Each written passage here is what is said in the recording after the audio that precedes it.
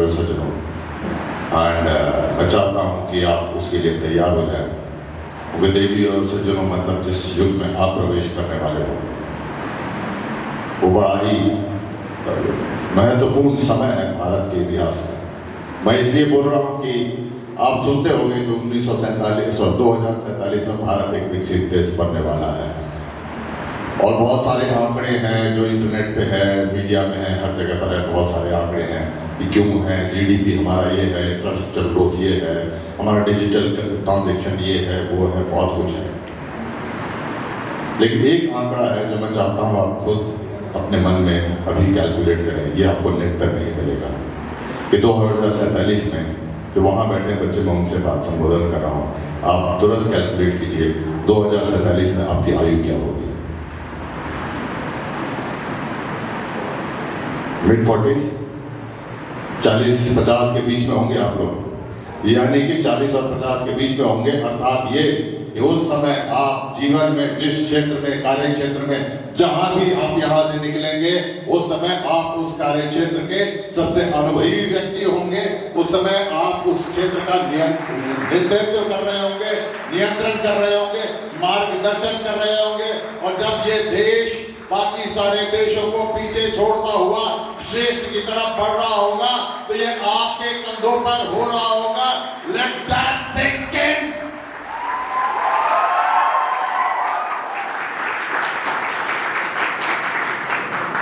हल्के में मत लीजिएगा अपने आप को।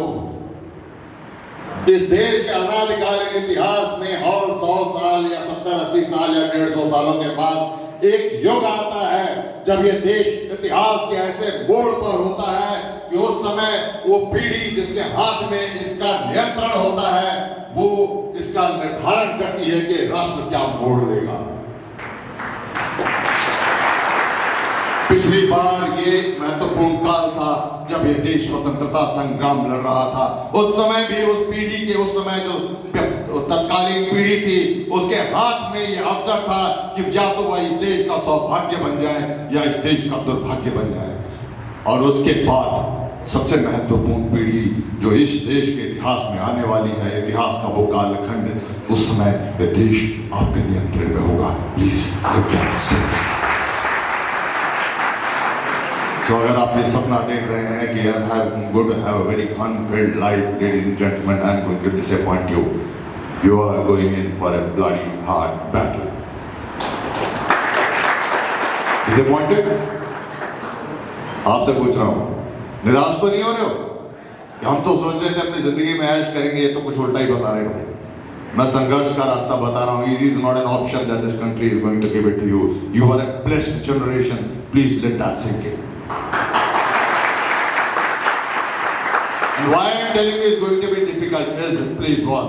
जब मैं बात कर रहा हूं कि राष्ट्र आगे बढ़ेगा, तो राष्ट्र आगे बढ़ेगा, बाकियों को छोड़ के आगे बढ़ेगा। तो how does that happen? जैसे में रेस है, दो देशों की, राष्ट्रों की रेस होती है, स्पर्धा होती है, तो उसमें कोई राष्ट्र आगे कोई पीछे चल रहा है, हजारों साल से चल रहा है, वो अलग बात है। लेकिन जो खेल में जो स्पर्धा होती है तो उसमें क्या होता है, लेन होते हैं ना। Olympic, Asian, track and field में जब होता है, जब दौड़ होती है तो लेन होता है। एक लेन में एक खिलाड़ी, दूसरे में दूसरा, तीसरे में तीसरा, यहाँ सब लोग अपने अपने सामर्थ्य के हिसाब से दौड़ते हैं। And anyone who can run long, who can run fast, who can run hard wins the race, right? तो ऐसा आपको लगेगा कि शायद इस खेल में भी हमको यही करना है कि हमको तेज दौड़ना है, अच्छा दौड़ना है, लंबा दौड़ना है और उसके लिए परिश्रम करना है, तो हम ये रेस जो है जीत जाएंगे, विजयी हो जाएंगे, बाकी सारे राष्ट्रों से आगे लग जाएंगे। अगर आप ऐसा मानते हैं तो आप सिर्फ आंशिक रूप से सही हैं। You're just about 20% right. The 80% is different. Because in that race, जो खेल का रेस होता है, उसमें दाएं वाला खिलाड़ी, बाएं वाला खिलाड़ी आपको इन्फ्रिंज नहीं कर सकता है, आपको रोक नहीं सकता है। सब जैसे ही वो अगर इंटरफेयर करेगा वो डिस्क्वालीफाई हो जाता है खेल के मैदान में। लेकिन इस रेस में प्यारे देवियों सज्जनों, यहाँ का खिलाड़ी, आगे वाला, पीछे वाला, उधर वाला, इधर वाला, हर व्यक्ति, no rules here.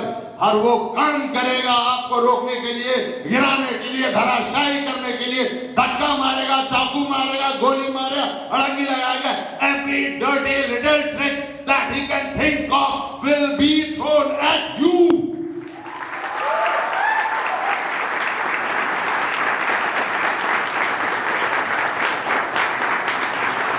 Are you guys ready? Are you guys ready? मूल्य चुकाना पड़ेगा इसका। रेडी है? बहुत सारी चीजें चुकानी पड़ सकती है, उसके बारे में आप सोच सकते हो क्या करना पड़ेगा, लेकिन एक मूल्य और है, वो भी चुकाना पड़ सकता है। Are you guys ready for this?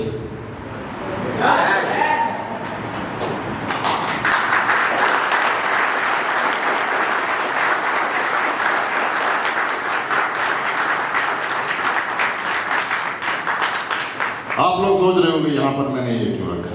मेरा बड़ा नजदीक का संबंध है इससे। मेरे नाम का बन गया था बक्सा, नाम मेरा लिख दिया था आगे, सब तैयार। I was almost there. और मुझे पता नहीं आपको कैसा लगता है। कल भी मैं 15 अगस्त को भी एक स्कूल में था, वहाँ भी ऐसा ही कुछ दिखाया गया तो मैं थोड़ा भाव विभोर हो गया था।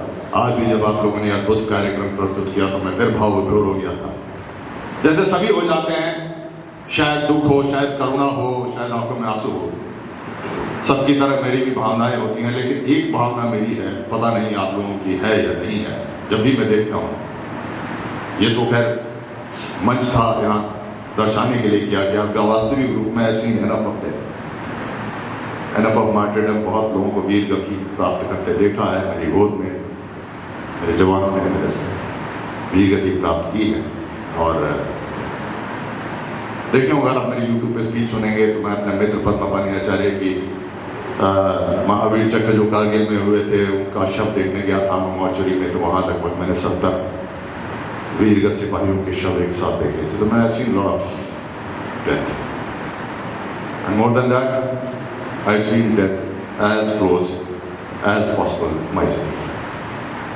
तो मैं आज आपको वो बात समझाने का प्रयास करूंगा जिसके लिए शब्दों का निर्माण नहीं हुआ है, क्योंकि शब्दों का निर्माण अब व्यक्ति जो है अपने अनुभव के आधार पर करता है। जब कुछ अनुभव करता है तो सोचता है कि इस अनुभव को बताने के लिए शब्द का निर्माण किया जाए, लेकिन मैं जो अनुभव करके आया हूँ वहाँ से बहुत कम लोग आते हैं, तो शब्दों का निर्माण नहीं है, लेकिन जो भी मेरी सीमित वोकैबुलरी है, try and explain you how it feels, right.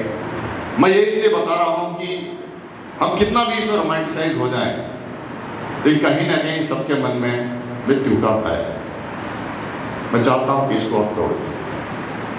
मैंने कहा ना, सबकी भावनाएं होती हैं, जब देखते हैं तो किसी को ईर्ष्या होती है, किसी को दुख होता है, किसी को मुझे ईर्ष्या होती है।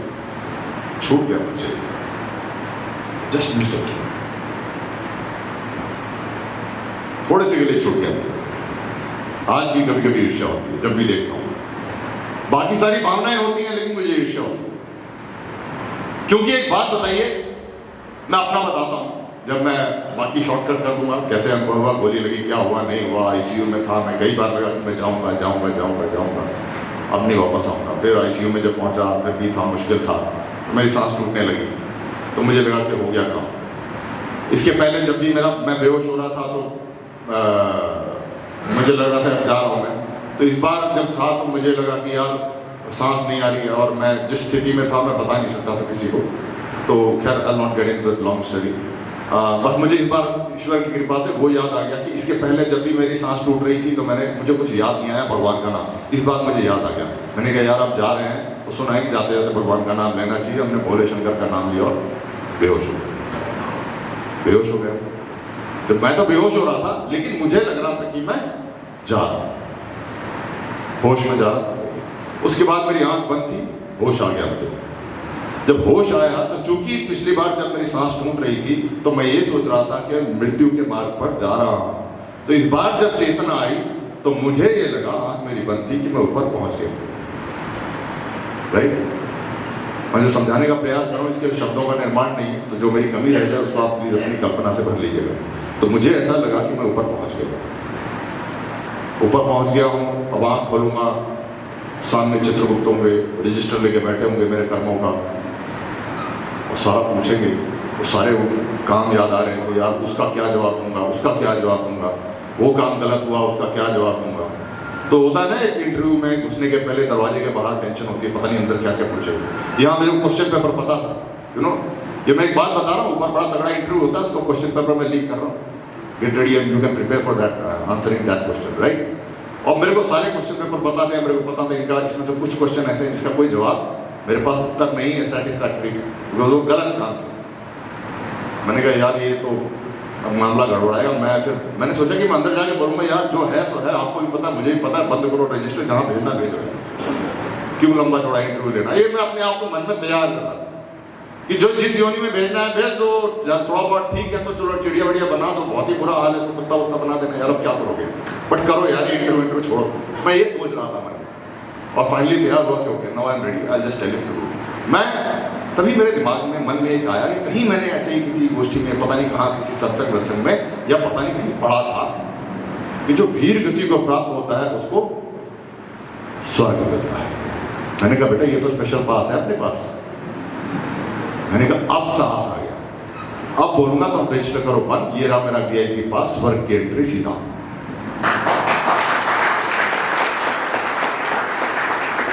और मैं खुश हो गया, मैं खुश हो गया कि अब स्वर्ग की एंट्री सीधा है भाई। हाँ खोला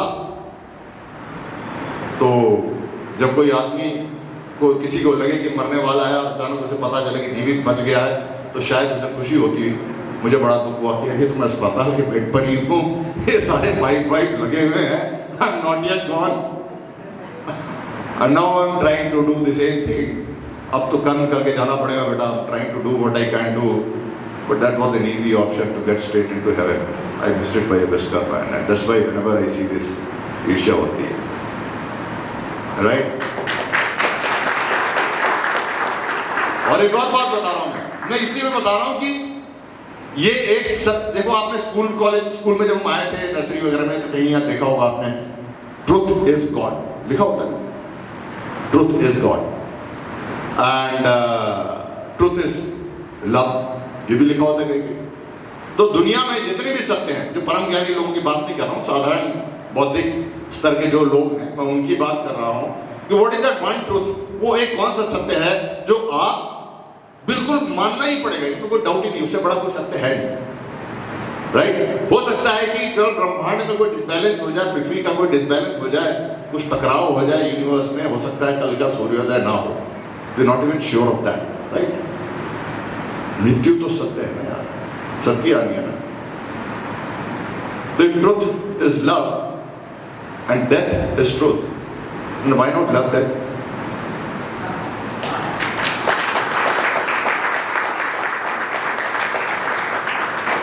And if truth is love and death is truth, what better way than dying than this?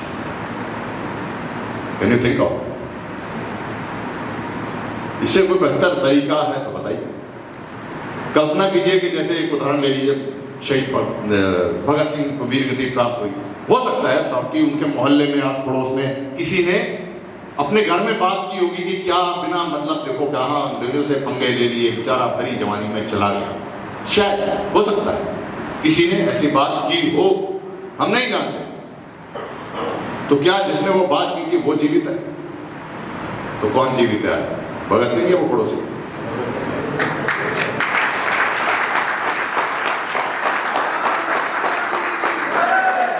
मैं इसलिए बता रहा हूं कि इसका भय निकाल दो। दुनिया में जब भी अधर्म का पता है सबसे बड़ी शक्ति क्या है? अधर्म की शक्ति के ऊपर साहस लेकर आगे बढ़ता है सदैव वो अधर्म जो है इसी एक शक्ति पर लेकर आगे बढ़ता है कि जो सज्जन व्यक्ति है वो मृत्यु से डरता है, मैं उसे मृत्यु का भय दिखाऊंगा और वो डर जाएगा। आप ये भय निकाल दो, अधर्म की अपने आप समाप्त हो जाएगा। As simple as that. इसका भय निकालो, सबने जाना है, एवरीबडी हैज टू, राइट। अब मेरे को दे अब क्या है, ठीक है मेरे से अवसर छूट गया, अब क्या कोई हो सकता है, बीमारी होके जाऊंगा, बुढ़ा होके जाऊंगा, not a great idea to die man, this was any day better, right. So आप इस मृत्यु के भय को निकालो, दैट्स अबाउट ऑल आप करना है। एक ये बात बताऊंगा, और कितना समय लगता है? 5 मिनट, ओके। एक बात और बताऊंगा मैं, क्योंकि नैरेटिव जो चलता है ना, देखिए हम लोग जितने भी बात करते हैं, लिखते हैं, इतिहास लिखते हैं, ये सब मनुष्य लिखता है और मनुष्य को समझाने के लिए लिखता है। लिखने वाला भी मानव है, जिसके लिए वो लिख रहा है वो भी मानव है, दोनों की अपनी अपनी सीमाएं होती हैं। तो वो लिखता है कि किस प्रकार से मैं वही लिखूं जो मानव को समझ में आए, मानव को रुचिकर लगे। लेकिन उसमें कभी कभी क्या होता है कि वास्तविक सत्य जो है वो थोड़ा सा कभी कभी रह जाता है। तो ये देख रहे हैं आप, इतने सारे यहाँ पर हैं, चित्र लगे हैं, यहाँ पीछे लगे हैं, इतने सारे चित्र लगे हैं यहाँ पर। और ऐसे इतिहास जब हम पढ़ते हैं पूरा का पूरा, तो इतिहास सदैव नायकों और खलनायकों से बनता है, राइट। हम नायकों का नाम लेते हैं, महाराणा प्रताप हो गए, उधर अकबर हो गए, इधर शिवाजी हो गए, उधर औरंगजेब हो गए, इधर राम हो गए, इधर रावण हो गए, राइट। इनका नाम हमेशा लिया जाता है, इनसे प्रेरणा ली जाती है इन नायकों से। और ये बात की जाती है कि खलनायक जो है, तुम अगर रावण नहीं हो, रावण मत बनना, तुम दुर्योधन मत बनना, तुम औरंगजेब मत बनना, तुम अकबर मत बनना, राइट। और तुम राम बनना, तुम अर्जुन बनना, तुम कृष्ण बनना, तुम महाराणा प्रताप बनना, तुम शिवाजी बनना, तुम भगत सिंह बनना, तुम सुभाष चंद्र बोस बनना। बस ऐसे ही पढ़ाते ना। लेकिन इस बात की बहुत कम संभावना है, कितनी भी हम प्रेरणा दें, हमारे हजारों लाखों में से एक व्यक्ति वहां पर बनेगा। दोनों, सारे के सारे रावण बनेंगे भी नहीं और सारे के सारे राम बनेंगे भी नहीं। संभावना नहीं, प्रेरणा ले लो। संभावना पता किस बात की है कि हम में से हम अगर राम का रास्ता चुनते हैं तो कोई फर्क नहीं पड़ता कि हम राम हैं या नहीं है। राम की सेना में वो साधारण जो वानर है ना, वो भी उतना ही बड़ा है।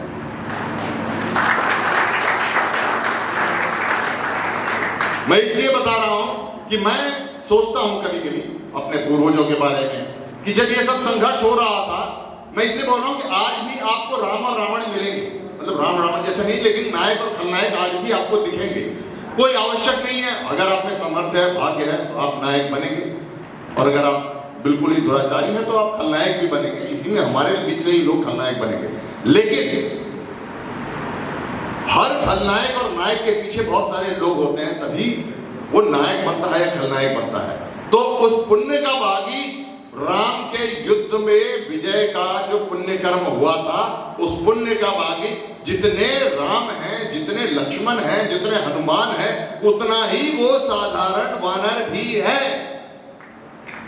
और राम की सेना में रावण की सेना में वो आखिरी सैनिक जो उनका है, वो भी रावण के पाप का उतना ही भागी है। ये मैं आपको ऊपर का हिसाब किताब बता रहा हूं, क्योंकि काफी दूर तक मैं जाके आया हूं, उसके आगे नहीं गया हूं, बट जितना मैं गया हूं उतना अनुभव करके उस मार्ग में क्या अनुभव होता है, वो उस अनुभव से मैं आपको बता रहा हूं। इससे आगे का कोई मिले तो उससे पूछ लेना। But I have covered a lot of distance right up to this path of death, मृत्यु के मार्ग पर काफी दूर तक मैं गया हूं। तो ये आप मानकर चल लो। और इसलिए बोल रहा हूं मैं कि आपको अब जैसे आप बता रहे हैं महाराणा प्रताप हो गए, उदाहरण मैं क्यों बोल रहा हूं कि मैं अब इतिहास में हमसे कई भूलें हुई हैं, नायक और नायकों से नहीं, लोगों से भूल हुई है, लोगों से भूल हुई है। उदाहरण देता हूं मैं, सुभाष चंद्र बोस थे, 34 करोड़ की आबादी थी। अगर इस देश में उस 34 करोड़ में से 4 लाख या मान लो 1.5-2 लाख आदमी इस देश में उस समय उठ के सुभाष चंद्र बोस जी के पीछे खड़ा हो जाता कि हम आपके लिए जो बोलो करने को तैयार है। सुभाष चंद्र बोस हमारे हाथ में, इस देश के हाथ में स्वतंत्रता कम से कम 7-8 साल पहले रख देते। नायक था, उनके समर्थन में लोग जो पर्याप्त मात्रा में आने चाहिए थे वो नहीं आए। और बड़ी बात वो नहीं कि पहले रख देते, बड़ी बात ये होती कि वो इस देश के पहले प्रधानमंत्री होते, और ये देश कहां होता, अब कल्पना नहीं कर सकते। मैं वो बता रहा हूं आम लोगों की भूल। इतिहास हमेशा नायक और खलनायकों से देखा जाता है। मैं अब साधारण लोगों की भूल बता रहा हूं मैं कि वो क्या भूल करते हैं और इतिहास पलट जाता है। वरना पूरी दुनिया में लेकर घूमना पड़ता है क्या सुभाष चंद्र बोस को समर्थन के लिए? अगर यहां पर हमको 1.5-2 लाख आदमी मिल जाते तो नहीं मिले। ये साधारण लोगों की भूल हुई। हर व्यक्ति जानता है पृथ्वीराज चौहान लड़ रहे थे, उधर से जयचंद लड़ रहा था, जयचंद खलनायक हो गया, ठीक है, लेकिन जयचंद की सेना में जितने लोग थे वो क्यों नहीं खड़े हुए उस समय कि आप जो है अधर्म का साथ दे रहे हो, हम आपके साथ नहीं चले। मैं आज नायकों और खलनायकों की, साधारण लोगों की बात कर रहा हूं। इतिहास में साधारण लोगों ने क्या भूल की है? क्यों था कि अकबर की सेना महाराणा प्रताप से बड़ी थी? क्यों नहीं इस देश के उस समय 15, 20, 30, 40 लाख लोग महाराणा प्रताप के पीछे आए, शिवाजी के पीछे आए, बोले हम लड़ेंगे? क्यों शिवाजी की सेना औरंगजेब से छोटी थी? पूछेगा। और जब ऊपर जाइएगा ना तो अपने अपने पूर्वजों को रजिस्टर चेक कीजिएगा।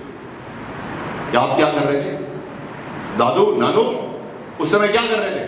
बोले हमको कुछ लेना देना नहीं है यार, हम अपनी खेती बाड़ी करेंगे, ये बच्चे पाल रहे हैं। शायद ऐसा किया हो, अगर उन्होंने किया हो, मैं ये नहीं बात कर रहा हूं कि युद्ध किया हो, किसी ने शिवाजी की सेना जा रही होगी, महाराणा प्रताप की सेना जा रही होगी, किसी अम्मा ने खाना खिलाया होगा सेना को, बहुत बढ़िया, वो भी उस पुण्य की उतनी भागी है। किसी लोहार ने उनके लिए हथियार बनाए होंगे, तलवार बनाया होगा, वो भी उसका पुण्य भागी है। किसी ने अपने घर में जो किसान अनाज है वो दिया होगा कि महाराणा प्रताप ये लीजिए अपनी सेना के लिए, मैं अपना सारा अनाज दे रहा हूँ, ये ले लीजिए, वो भी उस पुण्य का भागी है।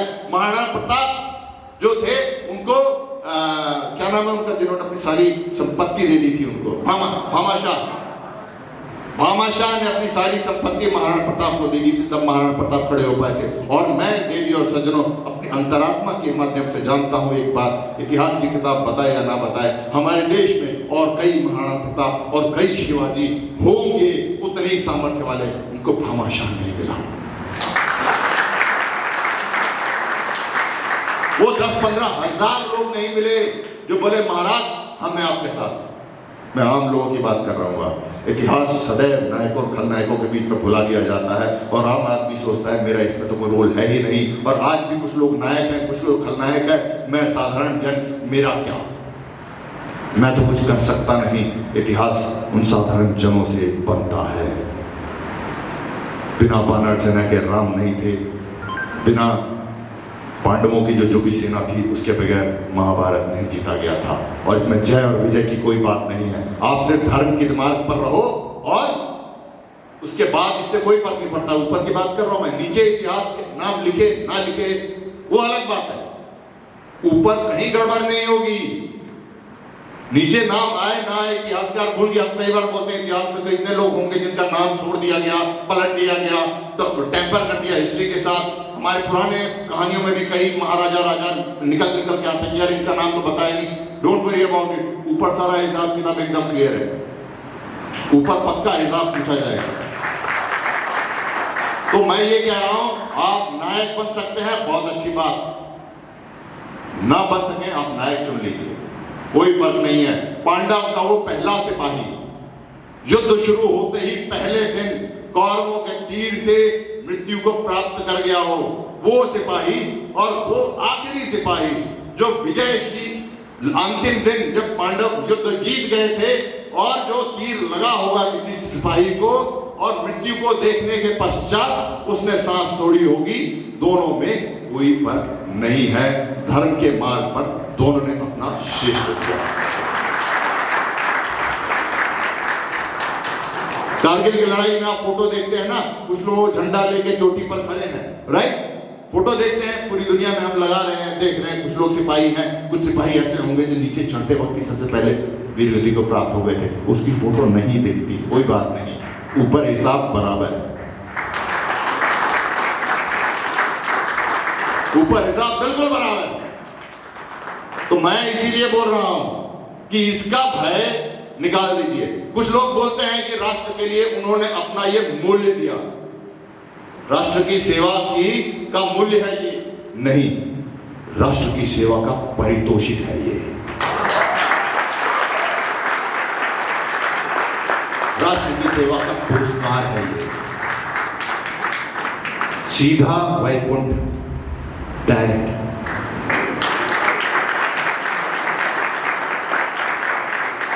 अगर आप कोई अमर होने का वरदान लेके आया तो बात करो भाई कि सर मेरे तो जाना ही नहीं है, मैं तो वरदान लेके आया हूं ना, तो छोड़ो फिर, why should I go and die, मेरे को तो मिला हुआ अमर होने का। लेकिन जब जाना ही है, राइट, मुझे यहां से वापस मुंबई जाना ही है, तो मैं जनरल कंपार्टमेंट में क्यों जाऊं भाई, जाना ही है ना मुझे वापस, तो मेरे को फर्स्ट एसी की टिकट कटा दो ना।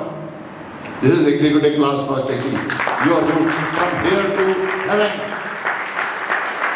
Not only the route, but right there you will get the best possible,